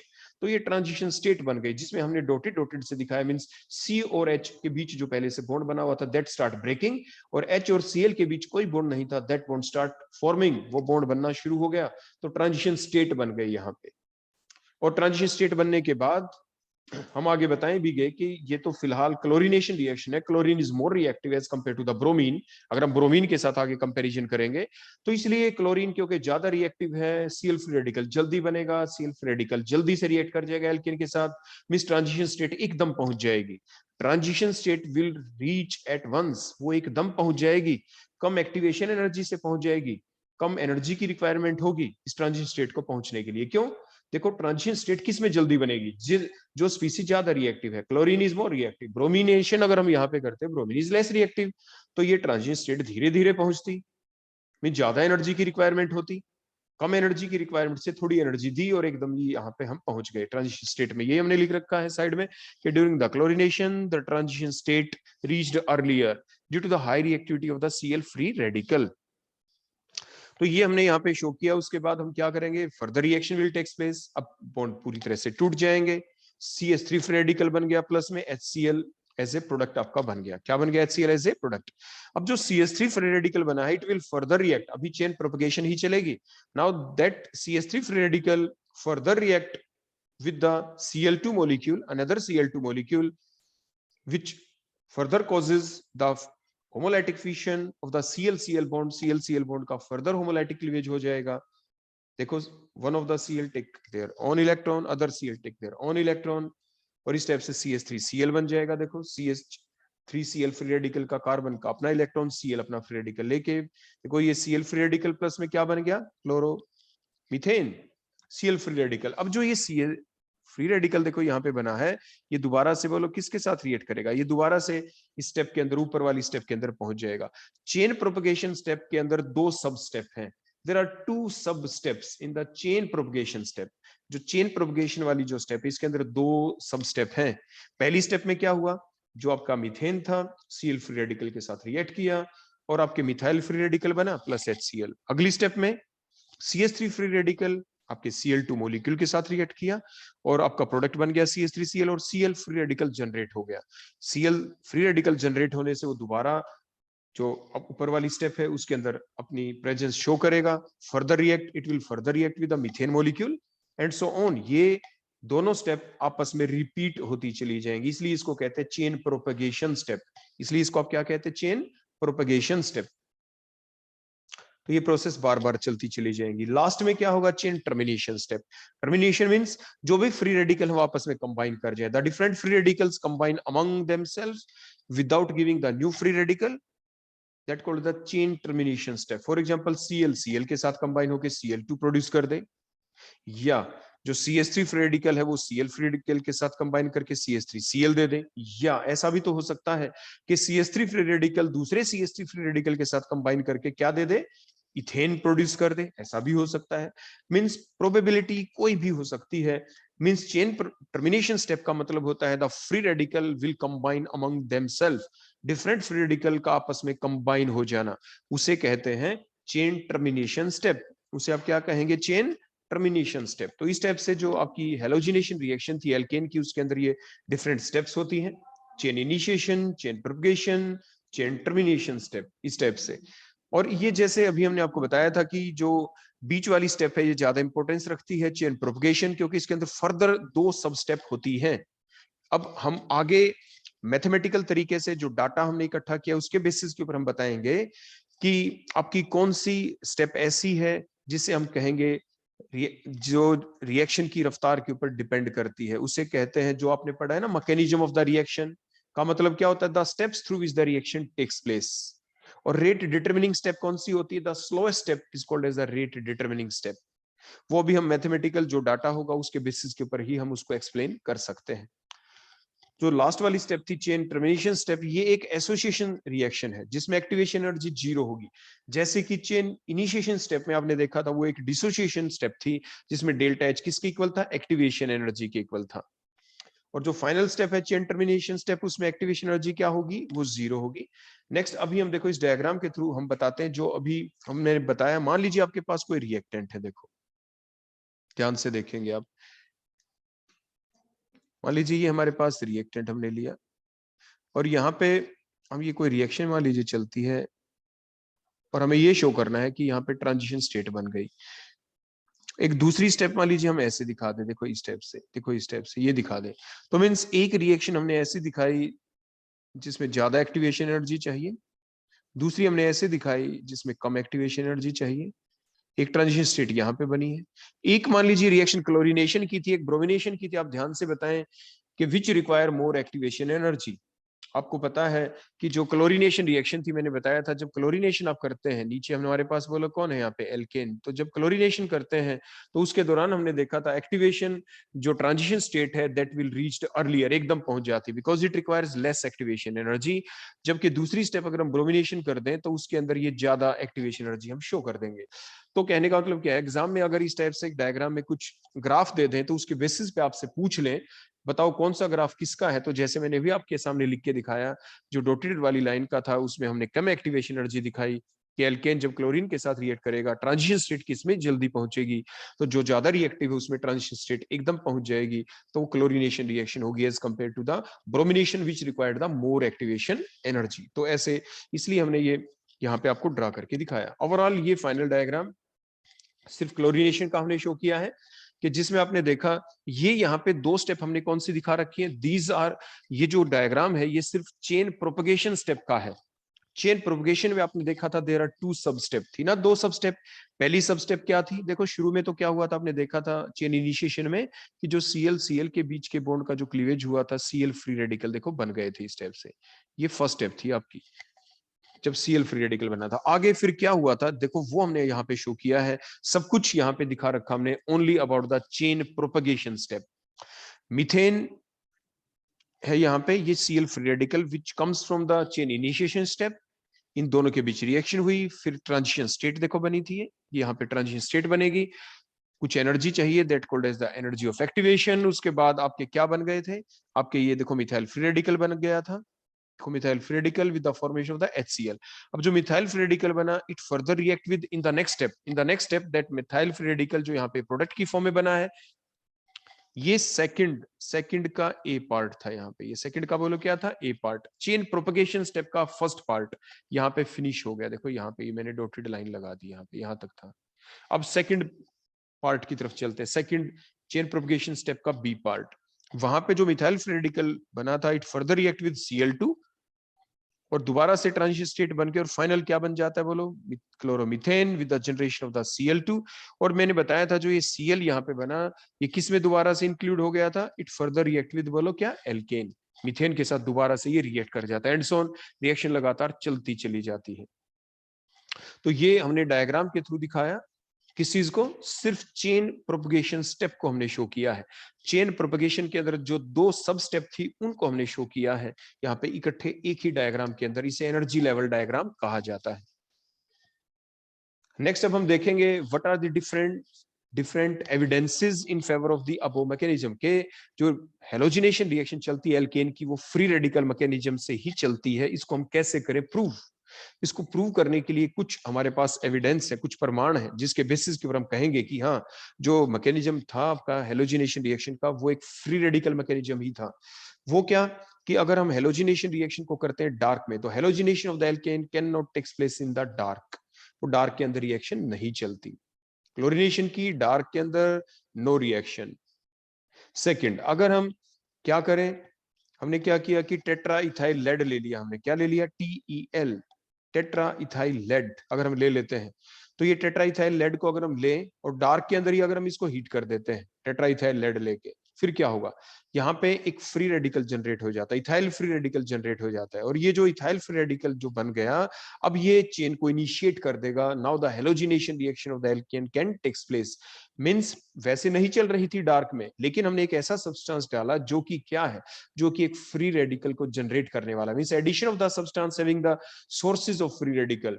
Tetraethyl lead जो है एक ऐसा सब्सटेंस है which is a source of free radical. जब हमने इसको हीट किया है इवन इन डार्क, तो इथाइल फ्री रेडिकल जनरेट हुआ है, means it is a source of free radical. Now it can start the halogenation of the alkane even in dark. तो ये सेकंड एविडेंस हुआ कि आपका जो मैकेनिज्म है फ्री रेडिकल ही है। देखो फर्दर रिएक्शन चली, देखो हेलोजिनेशन, देखो Cl के साथ ये रिएक्ट करेगा, Cl फ्री रेडिकल जनरेट होगा, ये Cl फ्री रेडिकल जो जनरेट हुआ, ये फर्दर अब मीथेन के साथ देखो रिएक्ट करेगा, देखो उसी टाइप से जैसे हमने दिखाया था, मिथाइल फ्री रेडिकल बनेगा, HCl बनेगा, एंड सो ऑन, ये रिएक्शन चलती चली जाएगी। फर्दर हम शो नहीं कर रहे। नेक्स्ट हम दिखाते हैं थर्ड एविडेंस क्या है। अगर हम कोई ऐसा सब्सटेंस डाल दें जिसके पास जो पैरामैग्नेटिक है, जैसे ऑक्सीजन, एमओ थ्योरी के बेसिस पे हम एक्सप्लेन कर चुके होते हैं कि oxygen is a paramagnetic substance, so addition of this substance like the O2 which can combine with the alkyl free radical, देखो alkyl free radical के साथ ये देखो होमोलाइटिक फिशन हो जाएगा यहाँ पे O2 के अंदर, इवन इन डार्क के अंदर, और क्या बन जाएगा बोलो, that oxygen react with methyl free radical to give the less reactive peroxyalkyl radical, and it is less reactive, and thus it decreases the rate of the halogenation of the alkane, means reaction की रफ्तार कम हो जाती है oxygen के डालने से। तो ये प्रूव करता है कि जो रिएक्शन है, जो मैकेनिज्म था आपकी हेलोजिनेशन ऑफ एल्केन का, वो क्या था, that is a free radical mechanism, वो एक फ्री रेडिकल मैकेनिज्म था। अब इसके बाद हमारा अगली हेडिंग, तो अभी तक हमने एविडेंस देखे जिससे हम ये प्रूव कर पाए कि जो मैकेनिज्म है हेलोजिनेशन ऑफ एल्केन का, वो एक फ्री रेडिकल मैकेनिज्म है। नेक्स्ट हम देखेंगे उन फैक्टर्स को जो कि हमारा प्रोडक्ट बनता है, क्या क्या प्रोडक्ट बने थे, CH3Cl प्लस में HCl, उन प्रोडक्ट की यील्ड को जो इफेक्ट करेंगे, मींस प्रोडक्ट ज्यादा अमाउंट में बनेगा या प्रोडक्ट कम अमाउंट में बनेगा, वो कौन कौन से हैं factor which affects the yield of the products formed during the halogenation of the alkane. तो जो डिफरेंट प्रोडक्ट जो बनते हैं उसकी जो यील्ड है उसको अफेक्ट करने वाले फैक्टर डिफरेंट है। वो फैक्टर क्या क्या है? मींस पहला फैक्टर आ जाता है कि रिएक्टिविटी, वो डिपेंड करता है जो प्रोडक्ट का बनना ऑन द रिएक्टिविटी। बोलो किसके ऊपर? कोई एल्केन आपने ले लिया, उसके अंदर ये देखा जाता है कि जो हाइड्रोजन है वो कितने टाइप के हैं। Means it depends upon the reactivity of the primary, secondary and tertiary hydrogen atom of the alkane. तो जो रिएक्टिविटी ऑर्डर है किसी भी एल्केन के अंदर, अगर हाइड्रोजन डिफरेंट डिफरेंट टाइप के हैं, प्राइमरी हाइड्रोजन भी है, सेकेंडरी भी है, टर्शियरी भी है, तो क्योंकि सभी हाइड्रोजन की रिएक्टिविटी एक जैसी नहीं होती तो डिफरेंट प्रोडक्ट बनने होते हैं। डिफरेंट प्रोडक्ट बनने होते हैं, कोई लेस अमाउंट में प्रोडक्ट बनेगा, कोई ज्यादा अमाउंट में बनेगा। वो डिपेंड करता है प्रोडक्ट का बनना on the reactivity of the these different type of hydrogen. और जो रिएक्टिविटी ऑर्डर है हम प्राइमरी, सेकेंडरी और टर्शियरी हाइड्रोजन का, वो क्या है? तो प्राइमरी हाइड्रोजन सबसे कम रिएक्टिव होते हैं और टर्शियरी हाइड्रोजन सबसे ज्यादा रिएक्टिव होते हैं। So the reactivity of among the different hydrogens are tertiary hydrogen is more reactive than secondary than primary hydrogen। तो ये फर्स्ट फैक्टर हो गया। जैसे अगर मान लीजिए आपके पास मीथेन होता, जो अभी तक हमने पढ़ा, तो मीथेन में क्या है? देखो मीथेन के अंदर एक कार्बन है, उस कार्बन के ऊपर जो H लगे हुए हैं, these all are the primary hydrogen. है ही प्राइमरी तो एक ही टाइप का प्रोडक्ट बनेगा। मीन जब आप हेलोजिनेशन करेंगे तो प्रोडक्ट क्या बना? बोलो सिर्फ बना CH3Cl, only one product is form. अगर आप मान लीजिए हम इथेन ले लें, देखो CH3 सिंगल बॉन्ड CH3, और अगर हम इसके अंदर भी Cl2 in patches of light अगर हम देखो रिएक्शन कर देते हैं, क्योंकि इसके अंदर दोनों के दोनों हाइड्रोजन, ये भी प्राइमरी हाइड्रोजन है, दूसरे वाला भी प्राइमरी हाइड्रोजन है, both are, all the 6 hydrogen are primary. Means एक ही टाइप का प्रोडक्ट यहाँ पे बनने वाला है, मींस CH3 CH2 Cl। अगर आप 1 मोल Cl लेके चलते हैं तो मींस यहाँ पे भी हम इस बात को एक्सप्लेन नहीं कर पाए, इसीलिए तो अब हमने लिया है, देखो इसके बाद हमने लिया प्रोपेन। बोलो हमने रिएक्टेंट कौन लिया है यहाँ पे एग्जांपल के तौर पे? That is the propane. Propane में अगर आप देखते हैं तो इसमें दो टाइप के हाइड्रोजन है। आप देखिए प्राइमरी हाइड्रोजन, ये भी प्राइमरी हाइड्रोजन, बीच वाला कार्बन दो कार्बन से अटैच है, so it is the secondary carbon, and the hydrogen present on it are the secondary hydrogen. तो सेकेंडरी हाइड्रोजन भी है और प्राइमरी हाइड्रोजन भी है आपके प्रोपेन के अंदर, आपने देखा। तो प्राइमरी हाइड्रोजन बोलो कितने हैं? These are 6 in number. Secondary hydrogen कितने हैं? These are 2 in number. तो जब भी हमारी रिएक्शन चलती है, फ्री रेडिकल मैकेनिज्म चलेगा, तो क्या होगा? जब प्राइमरी, जो आपके प्रोपेन के अंदर जो फ्री रेडिकल बनेगा प्राइमरी हाइड्रोजन को यूज होते हुए, अगर प्राइमरी H निकल जाए in the form of free radical तो क्या बनेगा? प्राइमरी फ्री रेडिकल बनता है। अगर सेकेंडरी हट जाए H तो क्या बनेगा? सेकेंडरी फ्री रेडिकल बनेगा, विच विल फॉर्म इजीली। बताओ कौन बनेगा जल्दी से? सेकेंडरी फ्री रेडिकल बनेगा, because secondary free radical is more stable and the primary free radical is less stable. Primary free radical come stable होता है, सेकेंडरी ज्यादा, टर्शियरी और भी ज्यादा स्टेबल होता है। तो इसलिए ज्यादा अमाउंट में कौन बनेगा? किसकी रिएक्टिविटी ज्यादा है? आपके क्यों ज्यादा थी? अभी हमने वो आपके सामने प्रूव भी कर दिया, क्योंकि प्राइमरी हाइड्रोजन इसलिए कम रिएक्टिव है क्योंकि वहां पे जो फ्री रेडिकल मैकेनिज्म बन के जो रेडिकल बनता है वो प्राइमरी फ्री रेडिकल बनेगा विच इज लेस स्टेबल, और जो आपके सेकेंडरी हाइड्रोजन के सब्सटीट्यूशन के बाद जो सेकेंडरी फ्री रेडिकल बनेगा दैट इज मोर स्टेबल। तो इसलिए प्राइमरी हाइड्रोजन लेस रिएक्टिव होते हैं, सेकेंडरी ज्यादा रिएक्टिव होते हैं, टर्शियरी होते तो और ज्यादा रिएक्टिव हो जाते। सो द सिलेक्टिविटी अमंग, अगर हम सिलेक्टिविटी की बात करें प्राइमरी, सेकेंडरी, टर्शियरी हाइड्रोजन के बीच, सिलेक्टिविटी मींस कौन कितनी संख्या में है। तो आपने देखा कि जो आपके हाइड्रोजन है यहाँ पे प्राइमरी की संख्या ज्यादा है, तो सिलेक्टिविटी, रिएक्टिविटी तो हमने देखा टर्शियरी की ज्यादा होती है क्योंकि टर्शियरी फ्री रेडिकल बनता है। अब बात आ जाती है सिलेक्टिविटी की। सिलेक्टिविटी मींस अगर क्लोरीन जाके रिएक्ट करेगा तो किसके ऊपर ज्यादा करेगा, कौन से आइटम संख्या में ज्यादा है। आपके जो प्राइमरी हाइड्रोजन है वो 6 है और सेकेंडरी हाइड्रोजन सिर्फ 2 है, सिर्फ 2 है यहाँ पे। और प्राइमरी हाइड्रोजन बोलो कितने थे? These are 6 number. तो किनके कोलिजन के चांस ज्यादा है? प्राइमरी हाइड्रोजन की संख्या ज्यादा है, तो इसलिए जो सिलेक्टिविटी ऑर्डर है वो किसका ज्यादा होगा? प्राइमरी हाइड्रोजन का ज्यादा होगा as compare to secondary than the tertiary one. अब हम नेक्स्ट पॉइंट देखते हैं। हाइड्रोजनों की बात करने के बाद, तो हाइड्रोजन जो थे आपके प्राइमरी, सेकेंडरी और टर्शियरी, उनके अंदर दो दो फैक्टर इकट्ठे काम करेंगे। आगे हम देखेंगे एक रूल भी आएगा, रिएक्टिविटी सिलेक्टिविटी रूल। मींस अकेले रिएक्टिविटी के बेसिस के ऊपर हम प्रोडक्ट किस अमाउंट में बनेगा नहीं बता पाएंगे, अकेली सिलेक्टिविटी के बेसिस के ऊपर हम नहीं बता पाएंगे कि कौन प्रोडक्ट कितनी अमाउंट के अंदर बनेगा। लेकिन दोनों फैक्टर इक्वली आपके एक्ट करेंगे, कौन डोमिनेट करेगा वो आगे हम देखेंगे। नेक्स्ट पॉइंट आ जाता है रिएक्टिविटी ऑफ हेलोजन। ये तो हम पहले से ही जानते हैं कि जो डिफरेंट हेलोजन है सभी की रिएक्टिविटी एक जैसी नहीं है। किसी हेलोजन की रिएक्टिविटी कम है, किसी की ज्यादा, fluorine is more reactive than chlorine, is more reactive than bromine, is more reactive than iodine.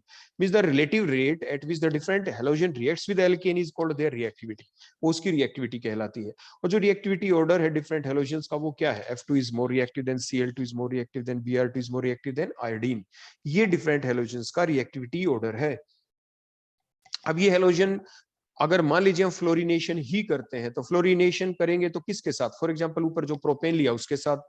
अब उसके साथ जब करेंगे तो दो फैक्टर इकट्ठे चलेंगे, जो अभी हमने ऊपर हाइड्रोजन्स के केस में देखा, रिएक्टिविटी भी और सिलेक्टिविटी भी। तो वो आगे हम विद एग्जांपल लेके विद डाटा के साथ एक्सप्लेन करेंगे। तो ये जो रिएक्टिविटी ऑफ हेलोजन है वो हम एक्सप्लेन कर सकते हैं on the base of delta H value. अब टेबुलर फॉर्म में हम चलते हैं आगे।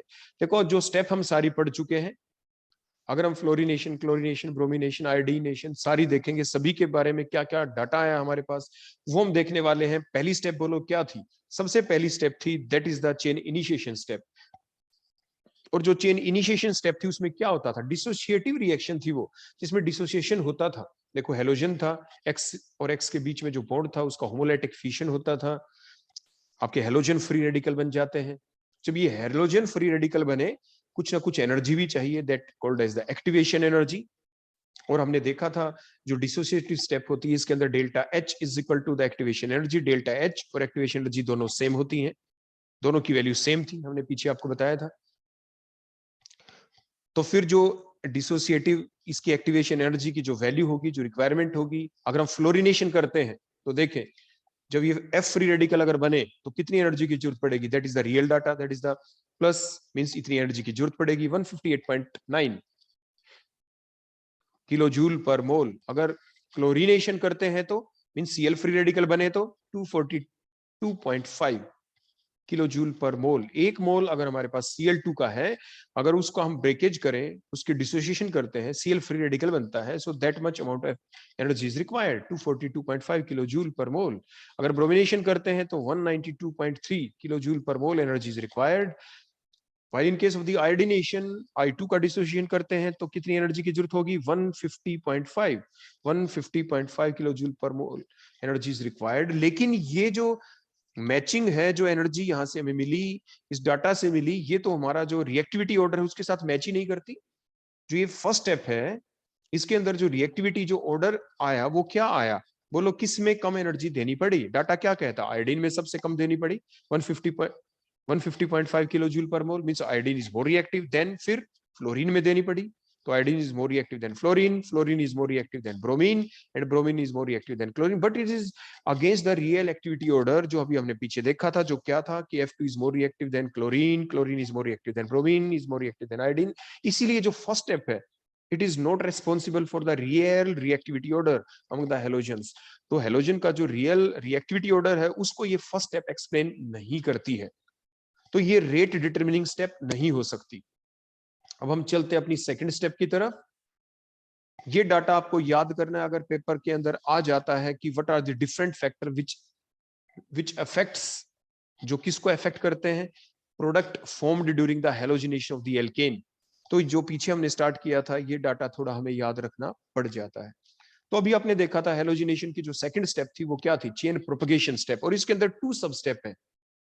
तो जो पहली सब स्टेप है चेन प्रोपगेशन की, उसमें आपने क्या देखा था कि जो आपका एल्केन है, फॉर एग्जांपल मीथेन हम लेके चले, तो मीथेन जब रिएक्ट करेगा हेलोजन फ्री रेडिकल के साथ, चाहे वो F फ्री रेडिकल हो, Cl हो, Br हो, I हो and so on, depending upon the nature of the halogenation, कि वो फ्लोरिनेशन है, क्लोरिनेशन है, ब्रोमिनेशन है, आयोडीनेशन है, उसके बेसिस के ऊपर जब ये स्टेप चलती है तो इसके दौरान कितनी एनर्जी की रिक्वायरमेंट हुई या कितनी एनर्जी रिलीज हुई, what is the heat of reaction, तो बोलो कितनी है, minus means energy released 133.8 kilo joule पर मोल। सेकंड 4.18 किलो जूल पर मोल। नेक्स्ट 66.9 किलो जूल पर मोल एनर्जी इज रिक्वायर्ड। आपने देखा फ्लोरिनेशन के केस में एनर्जी रिलीज हो रही है, क्लोरिनेशन के केस में energy is required, while in case of bromination energy is also required 66.9 kilojoule per mole, and in case of iodination also much more energy is required 137.9 kilojoule per mole। और जो activation energy है वो बोलो कितनी चाहिएगी step के लिए, 1 to 2, यहाँ पे 17 किलो जूल पर mole and so on 75 and the 138। अगर हम नेक्स्ट स्टेप को देखें चेन प्रोपगेशन की अगली, उसमें क्या होना होता है, जो मिथाइल फ्री रेडिकल देखो जो अभी बना है यहाँ पे, that methyl free radical will react with the halogen molecule, X2 के साथ रिएक्ट करेगा, F2Cl2Br2I2 जो भी होगा depending upon the nature of the reaction, and further generate the x free radical, और एक्स फ्री रेडिकल आपका दोबारा से बन जाएगा, और बन जाएगा क्या, CH3X। अब इस स्टेप के अंदर क्या हुआ, बोलो एनर्जी रिलीज होगी, कितनी हुई, माइनस, कितनी एनर्जी रिलीज, 292.6 किलो जूल पर मोल। क्लोरीन के केस में 108.7 किलो जूल पर मोल energy is released, while in case of bromination 100.3 kilojoule per mole energy is released, while in case of iodination जब हम चलती है तो 83.6 kilojoule per mole energy is released। अगर इस डाटा को अगर हम देखें तो एंड सोन, ये जो स्टेप है दो आपस में रिपीट होती चली जाती है, क्योंकि एक्स फ्री रेडिकल जो बना ये फर्दर यहाँ पे यूज हो जाएगा ऊपर वाली स्टेप में, एंड सोन दोनों स्टेप आपस में रिपीट होती चली जाती है। लेकिन अगर हम देखें जो सेकंड पार्ट है चेन प्रोपगेशन का, तो इसमें तो आपने क्या देखा, the delta H value is negative in all the cases and expected value shows that they have nearly the same reactivity. तो जो सेकंड बी स्टेप है चेन प्रोपगेशन का, जो सेकंड पार्ट है उसमें तो सभी की नेगेटिव वैल्यू है, सभी हैलोजेंस की जो रिएक्टिविटी है वो एक्सपेक्टेड रिएक्टिविटी ऑलमोस्ट सेम है। तो जो सेकंड की जो B step, it is not responsible for the real reactivity order among the halogens. अगर हम जो चेन प्रोपगेशन की जो फर्स्ट पार्ट अगर हम उसको देखें तो उसमें लार्ज डेविएशन है, लार्ज डिफरेंस है, there is a wide variation in the delta H values with different halogens in the following order.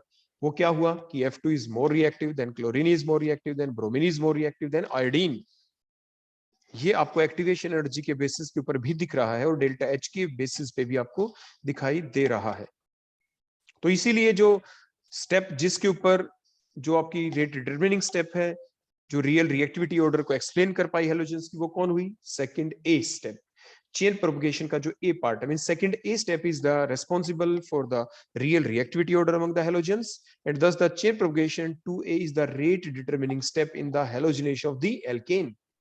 और लास्ट स्टेप बोलो कौन सी थी, चेन टर्मिनेशन, जिसमें एसोसिएशन होना होता है, जिसमें एक्टिवेशन एनर्जी 0 होती है, जिसमें डिफरेंट जो फ्री रेडिकल्स होते हैं दे कंबाइन अमंग देमसेल्फ, जैसे CH3X के साथ कंबाइन करके CH3X बन गया, XX के साथ कंबाइन करके X2 बन गया, या CH3 के साथ भी कंबाइन करके इथेन भी दे सकता है। और ये एसोसिएटिव रिएक्शन है जिसमें एक्टिवेशन एनर्जी क्या होती है, 0। तो ये हमने देखा। इसके बाद नेक्स्ट अब हम देखते हैं reactivity order of the halogen towards primary, secondary and the tertiary hydrogen atom of the alkanes. तो इस बात को जब हम एक्सप्लेन करेंगे, अब हमें रिएक्ट ही करवाना है और रिएक्टिविटी ऑर्डर देखेंगे हैलोजेंस की टुवर्ड्स किसकी तरफ, प्राइमरी हाइड्रोजन के साथ वो कैसे रिएक्ट करेगा, सेकेंडरी के साथ कैसे, टर्शियरी हाइड्रोजन के साथ कैसे रिएक्ट करेगा। Means the relative rate at which the halogen react with the primary, secondary and the tertiary hydrogen atom of the alkane is called their selectivity, वो उसकी सिलेक्टिविटी कहलाती है। तो जो डिफरेंट हैलोजेंस हैं उनका जो रिएक्टिविटी ऑर्डर है टुवर्ड्स प्राइमरी, सेकेंडरी और tertiary hydrogen atom of alkene, वो क्या है। फॉर एग्जांपल हमने प्रोपेन लिया है यहाँ पे, इसके अंदर दो टाइप के हाइड्रोजन है, देखो primary hydrogen these are 6 in number, secondary hydrogen these are 2 in number. इससे जो फ्री रेडिकल बनेगा, अगर हम प्राइमरी हाइड्रोजन को देखें, जैसे मैंने पहले बताया था प्राइमरी फ्री रेडिकल बनेगा अगर प्राइमरी हाइड्रोजन की सब्स्टिट्यूशन हो जाए, प्राइमरी CH बॉन्ड का CH3 वाले CH बॉन्ड का अगर होमोलाइटिक क्लीवेज हो जाता है तो प्राइमरी फ्री रेडिकल बनेगा। अगर सेकेंडरी हाइड्रोजन हट जाए, सब्स्टिट्यूशन उसका हो जाता है, H फ्री रेडिकल कौन सा निकले, सेकेंडरी कार्बन के ऊपर से, mean secondary hydrogen in the form of H free radical loss हो जाए तो सेकेंडरी फ्री रेडिकल बनता है। प्राइमरी फ्री रेडिकल कम स्टेबल है, सेकेंडरी ज्यादा स्टेबल है। अगर अब हम रिएक्टिविटी की बात करें क्लोरीनेशन की, फिर ब्रोमिनेशन भी देखेंगे, तो जो रिएक्टिविटी ऑर्डर है क्लोरीन का टुवर्ड्स प्राइमरी, सेकेंडरी और टर्शियरी हाइड्रोजन, वो क्या पाया गया, that is in that particular ratio, that is in the ratio of 1:3.8:5। Means आपके जो क्लोरीन है वो प्राइमरी हाइड्रोजन के साथ अगर उसकी रफ्तार 1 है तो 3.8 टाइम्स ज्यादा रिएक्टिविटी होगी क्लोरीन की सेकेंडरी हाइड्रोजन के साथ, और 5 टाइम्स ज्यादा होगी टर्शियरी के साथ as compare to the primary one. अगर प्राइमरी हाइड्रोजन की रिएक्टिविटी, अगर क्लोरीन की प्राइमरी हाइड्रोजन के साथ रिएक्टिविटी 1 है तो सेकेंडरी हाइड्रोजन के साथ क्लोरीन की रिएक्टिविटी 3.8 गुना ज्यादा होगी, और टर्शियरी हाइड्रोजन के साथ क्लोरीन की जो रिएक्टिविटी है प्राइमरी हाइड्रोजन के कंपैरिजन में 5 गुना ज्यादा होगी। तो रेशो क्या हुई क्लोरीन की रिएक्टिविटी की टुवर्ड्स प्राइमरी, सेकेंडरी और टर्शियरी हाइड्रोजन की तरफ, 1:3.8:5। ये रेशियो हमें याद रखनी पड़ती है। ब्रोमिनेशन की देखें, क्योंकि bromine is less reactive than the chlorine, इसलिए रेशियो अलग होगी प्राइमरी सेकेंडरी और टर्शियरी हाइड्रोजन की तरफ। वो क्या है 1:80, 2:1680, so that is the ratio of reactivity of bromine towards the primary secondary and the tertiary hydrogen atom। जैसे कि हमने देखा कि the different halogens have different reactivity order towards the primary secondary and the tertiary hydrogen atom of the alkanes different है, इसीलिए जो alkanes हैं वो जिनके अंदर प्राइमरी सेकेंडरी और टर्शियरी हाइड्रोजन एटम है, जैसे प्रोपेन है, उसमें सारे एल्केन सारे हाइड्रोजन एक जैसे नहीं है। प्रोपेन के अंदर 2 तरह के हाइड्रोजन आपको दिख रहे हैं। आपके 6 हाइड्रोजन तो देखो क्या थे, देखो ऊपर आपने देखा था 6 हाइड्रोजन आपके प्राइमरी हाइड्रोजन है और 2 हाइड्रोजन कैसे है बोलो आपके सेकेंडरी हाइड्रोजन है। मींस प्रोडक्ट 2 टाइप के बनने वाले हैं। जैसे आगे हमने बताया भी था प्राइमरी फ्री रेडिकल भी बन सकता है, तो प्राइमरी फ्री रेडिकल वाले यहाँ पे हेलोजन लग जाएगा तो एक प्रोडक्ट बन जाएगा, सेकेंडरी वाले पे लगे तो दूसरा प्रोडक्ट। तो मींस आपके डिफरेंट आइसोमेरिक प्रोडक्ट बनेंगे। So the alkanes having the primary, secondary, the tertiary hydrogen atom give the different isomeric products, give the different isomeric product on reaction with the halogens। Next हम देखते हैं last factor, that is the stability of the product or the side product form। Means जब ये reaction चली, halogenation reaction चली, आपने देखा जैसे आपका प्रोडक्ट क्या बना, जैसे क्लोरोप्रोपेन बन जाएगा। अगर हम प्रोपेन की करें तो 1 क्लोरोप्रोपेन बनेगा, पर अगर प्राइमरी फ्री रेडिकल्स के अनुसार प्रोडक्ट देखें, और 2 क्लोरोप्रोपेन बनेगा अगर सेकेंडरी फ्री रेडिकल के अकॉर्डिंग देखें। तो 2 प्रोडक्ट बनने होते हैं, 1 क्लोरोप्रोपेन 2 क्लोरोप्रोपेन। अगर प्रोपेन को अगर हम एज ए रिएक्टेंट लें, लेकिन जो 1 क्लोरोप्रोपेन और 2 क्लोरोप्रोपेन बने, क्या वो सेम अमाउंट में बनेंगे? वो तो सेम अमाउंट में नहीं बनेंगे। प्लस साइड प्रोडक्ट क्या बनना होता है? HCl। अगर क्लोरिनेशन ले, अगर ब्रोमिनेशन करें तो HBr बनेगा साइड प्रोडक्ट। तो जो साइड प्रोडक्ट बना है, साइड प्रोडक्ट बोलो कौन बना? HCl या HBr या HF या HI। उसकी स्टेबिलिटी के ऊपर भी तो डिपेंड करता है, रिएक्शन की जो रफ्तार है उसके ऊपर। आपके भाई रिएक्शन की रफ्तार क्या है वो तो हमने देख ली कि fluorine is more reactive than chlorine, is more reactive than bromine, is more reactive than iodine. उसके साथ साथ अब दूसरा जो पहलू है, दूसरा जो फैक्टर है जिसके बेसिस के ऊपर हम एक्सप्लेन कर सकते हैं, वो आपका अगला फैक्टर क्या आ गया? स्टेबिलिटी ऑफ द प्रोडक्ट और the side product form. Means आपका साइड प्रोडक्ट देखो क्या बनता है। साइड प्रोडक्ट जैसे रिएक्शन चली, देखो क्या बना? CH3Cl प्लस साइड प्रोडक्ट क्या निकला? HCl। अगर हम देखो फ्लोरिनेशन करते तो साइड प्रोडक्ट क्या निकलता? HF। ब्रोमिनेशन करते तो HBr, आयोडीनेशन करते तो HI। अब ये बताओ कौन सा साइड प्रोडक्ट ज्यादा स्टेबल है? HF या HBr, HCl है, HI है? बोलो कौन है? आपको साफ साफ दिख रहा है यहाँ पे हमने जो डायग्राम बनाया। HF अगर बनता है तो उसमें बॉन्ड लेंथ क्या है? स्मॉल है। ये आपका मोर स्टेबल है, HF is more stable. HI आपका लेस स्टेबल है, ये ज्यादा स्टेबल प्रोडक्ट नहीं है HI वाला। वही हमने लिखा है more the strength of the HX bond. HX bond की जितनी ज्यादा स्ट्रेंथ होगी, सबसे ज्यादा स्ट्रेंथ किसकी है? सबसे ज्यादा स्ट्रेंथ है HF बॉन्ड की, क्योंकि HF बॉन्ड छोटा है। तो more the strength of the HF bond, तो जितनी ज्यादा उसकी स्ट्रेंथ होगी laser will be the reactivity, वो उतनी ज्यादा उसकी रिएक्टिविटी होगी, वो ज्यादा स्टेबल होगा। तो means more will be the reactivity of the halogen, उस हेलोजन की ज्यादा रिएक्टिविटी होगी। जैसे यहाँ पे हमने बताया कि यहाँ पे जो HCl बना, देखो ये HCl, और इसका कंपैरिजन किसके साथ करेंगे हम? यहाँ पे आपके हेलोजन के साथ। हेलोजन के साथ इसका हम क्या करेंगे बोलो? कंपैरिजन।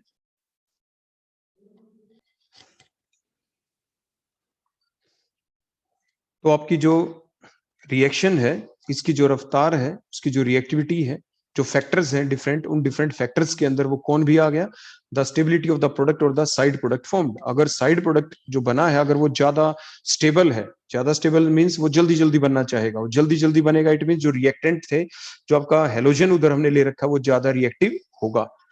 तो मींस HF क्या है? स्ट्रॉन्ग बॉन्ड है आपका। अगर साइड प्रोडक्ट बनता है तो ज्यादा स्टेबल है आपका HF, तो इसलिए जो फ्लोरीन है वो क्या होगा? ज्यादा रिएक्टिव होगा। HI आपको दिख रहा है, HI की बॉन्ड लेंथ ज्यादा बड़ी है, मींस ये कम स्टेबल है HI, ये बहुत ही कम मात्रा में बनेगा, कम अमाउंट में बनेगा। इट मींस ये आपका लेस स्टेबल है। लेस स्टेबल मींस ये नहीं बनना चाहेगा, नहीं बनना चाहेगा means I2 is less reactive, I2 is less reactive. तो इस तरीके से हम स्टेबिलिटी ऑफ द प्रोडक्ट या साइड प्रोडक्ट के बेसिस के ऊपर भी एक्सप्लेन कर सकते हैं। इसके बाद नेक्स्ट हम देखेंगे हमारा एक principle, that is the reactivity selectivity principle. तो रिएक्टिविटी सिलेक्टिविटी प्रिंसिपल बड़ा सिंपल है कि it states that the species which is more reactive will be less selective and vice versa. कि कोई भी जो स्पीसी है वो ज्यादा रिएक्टिव है तो वो कम सिलेक्टिव होगी, एंड वाइस वर्सा। इसको हम एक्सप्लेन करेंगे अपने इस एग्जाम्पल के बेसिस के ऊपर। फॉर एग्जाम्पल हमने प्रोपेन लिया, उसके जब हम क्लोरीनेशन करते हैं तो दो प्रोडक्ट बनेंगे, one chloropropane and the two chloropropane. अब हम देखेंगे दोनों रूल्स को, दोनों रेशोज को हम यूज करने वाले हैं, जो अभी हमने पीछे याद किया था कि अगर हम सबसे पहले क्लोरीनेशन की बात करें तो क्लोरीनेशन का, क्लोरीन का जो रिएक्टिविटी ऑर्डर है प्राइमरी सेकेंडरी टर्शियरी हाइड्रोजन की तरफ, वो है इन द रेशियो 1:3.8:5, इस रेशियो के अंदर। तो हम क्या करें, लेकिन जो रेशो है प्राइमरी और सेकेंडरी हाइड्रोजन की, वो किस अमाउंट में है। प्रोपेन के अंदर आप देखें 6 तो प्राइमरी हाइड्रोजन है और 2 ही आपके सेकेंडरी हाइड्रोजन है, 6:2 रेशो के अंदर है। तो इसलिए जो रेशो प्रोडक्ट फॉर्म्ड जो डिपेंड करेगी वो दोनों फैक्टर के ऊपर करेगी, रिएक्टिविटी फैक्टर के ऊपर भी और सिलेक्टिविटी फैक्टर के ऊपर भी। क्लोरीन की जो रिएक्टिविटी है प्राइमरी सेकेंडरी टर्शियरी हाइड्रोजन की तरफ वो क्या थी, 1:3.8:5, लेकिन जो सिलेक्टिविटी है प्राइमरी सेकेंडरी हाइड्रोजन की वो क्या है, 6:2। तो 1 क्लोरोप्रोपेन और 2 क्लोरोप्रोपेन जो प्रोडक्ट आपका बनेगा, 1 क्लोरोप्रोपेन बनने के लिए किसकी जरूरत होगी, number of primary hydrogen atom. तो वही हमने लिखा, number of primary hydrogen atom multiplied by, ऊपर ही हमने क्या लिखा है, reactivity of the primary hydrogen atom, divided by हमने किया, क्योंकि रेशियो देख रहे हैं, डिवाइड मींस रेशियो। 2 क्लोरोप्रोपेन के साथ 2 क्लोरोप्रोपेन कब बनेगा, वो डिपेंड करेगा number of secondary hydrogen atom के ऊपर plus reactivity of secondary hydrogen atom के ऊपर। अब इनकी वैल्यू हम पुट कर देंगे। देखो नंबर ऑफ प्राइमरी हाइड्रोजन कितने हैं, 6, रिएक्टिविटी क्या है प्राइमरी हाइड्रोजन की तरफ, देखो क्लोरीन की, देखो 1 थी तो हमने 1 लिख दिया। 2 क्लोरोप्रोपेन बनेगा तो number of secondary hydrogen atom कितने हैं, दीज आर 2, और इसकी रिएक्टिविटी क्या थी, 3.8, तो 3.8 हमने लिख दिया यहाँ पे। तो इस टाइप से आपका आंसर क्या आ गया, 6 डिवाइडेड बाय 7.6। मैथमेटिकल रिलेशन आप यूज करें और टोटल रेशियो क्या आ गई, 6 + 7.6 मींस 13.6। अब आप अमाउंट निकाल सकते हैं, परसेंटेज निकाल सकते हैं कि 1 क्लोरोप्रोपेन कितना बनेगा, कितना बनेगा बोलो, 1 क्लोरोप्रोपेन के लिए क्या था बोलो, 6, तो हमने 6 लिख दिया ऊपर। टोटल रेशियो क्या थी, 13.6 मल्टीप्लाइड बाय 100, तो क्या आ गया 44.1% आपका 1 क्लोरोप्रोपेन बनेगा। 2 क्लोरोप्रोपेन देखें तो देखो 7.6 डिवाइडेड बाय 13.6 मल्टीप्लाइड बाय 100, तो 55.9% 2 क्लोरोप्रोपेन आपका प्रोड्यूस हो जाएगा। सिमिलरली अगर हम इसी चीज को देखो अप्लाई करते हैं ब्रोमिनेशन के दौरान, तो हमने देखा था कि जो रिएक्टिविटी है ब्रोमीन की टुवर्ड्स प्राइमरी सेकेंडरी और टर्शियरी हाइड्रोजन, वो क्या है, 1:82:1680 के रेशियो के अंदर है। तो क्या बनेगा बोलो, रेशियो क्या थी प्राइमरी सेकेंडरी की, वो तो हम देख ही चुके हैं, प्राइमरी हाइड्रोजन 6 है तो सेकेंडरी कितने हैं, 2। तो अगर हम ये देखें कि जो प्रोडक्ट बनेगा क्या सेम अमाउंट में बनेगा, नो, सेम अमाउंट में नहीं बनेगा। The ratio of the product form depend upon both these factor, that is the reactivity factor and the selectivity factor. तो उसी बेसिस के ऊपर अगर 1 ब्रोमोप्रोपेन बना तो देखो वो किसके इक्वल होगा, वो डिपेंड करेगा नंबर ऑफ प्राइमरी हाइड्रोजन्स के ऊपर और रिएक्टिविटी ऑफ प्राइमरी हाइड्रोजन्स के ऊपर। 2 ब्रोमोप्रोपेन बनेगा तो नंबर ऑफ सेकेंडरी हाइड्रोजन देखे जाएंगे वो कितने हैं, प्लस रिएक्टिविटी भी देखी जाएगी सेकेंडरी हाइड्रोजन की तरफ, ब्रोमीन की रिएक्टिविटी कितनी है। तो अगर हम वैल्यू पुट करें यहाँ पे ध्यान से देखो, नंबर ऑफ प्राइमरी हाइड्रोजन तो वही 6 है, रिएक्टिविटी ब्रोमीन की टुवर्ड्स प्राइमरी हाइड्रोजन देखो 1, तो हमने 1 पुट किया। नंबर ऑफ सेकेंडरी हाइड्रोजन देखो 2 ही है, आप देख सकते हैं, देखो ये 2 ही है यहाँ पे। और रिएक्टिविटी जो ब्रोमीन की है टुवर्ड्स सेकेंडरी हाइड्रोजन वो 82 है। तो बोलो आंसर क्या आ गया, 3 डिवाइडेड बाय, क्योंकि 2 3 जा 6, ये कट जाएगा यहाँ पे, तो 3 डिवाइडेड बाय 82, टोटल रेशियो होगी 3 + 82 इज 85। अगर हम देखें परसेंटेज क्या हुई, 1 ब्रोमोप्रोपेन जब बना तो 3 डिवाइडेड बाय 85 मल्टीप्लाइड बाय 100, तो 1.82% ही बनेगा 1 ब्रोमोप्रोपेन तो। लेकिन 2 ब्रोमोप्रोपेन कितना बनेगा, देखो 82 डिवाइडेड बाय 85 मल्टीप्लाइड बाय 100, तो ये बन जाएगा 98.18%। तो इस टाइप से हम देख सकते हैं कि प्रोडक्ट भी डिफरेंट अमाउंट के अंदर जो बने, मींस जो रिएक्शन की जो रफ्तार है, जो प्रोडक्ट जो बना उसकी जो यील्ड है, वो सिर्फ रिएक्टिविटी के ऊपर डिपेंड नहीं करती कि ब्रोमीन की प्राइमरी टू सेकेंडरी और टर्शियरी हाइड्रोजन की तरफ रिएक्टिविटी क्या है, it also depend upon the selectivity के प्राइमरी हाइड्रोजन है कितने, सेकेंडरी हाइड्रोजन है कितने, उसी के बेसिस के ऊपर ही फाइनल जो प्रोडक्ट है उसकी अमाउंट, उसकी परसेंटेज, उसकी यील्ड का हम पता लगा लेते हैं। So that is all about the different reactions of the alkane. Thank you.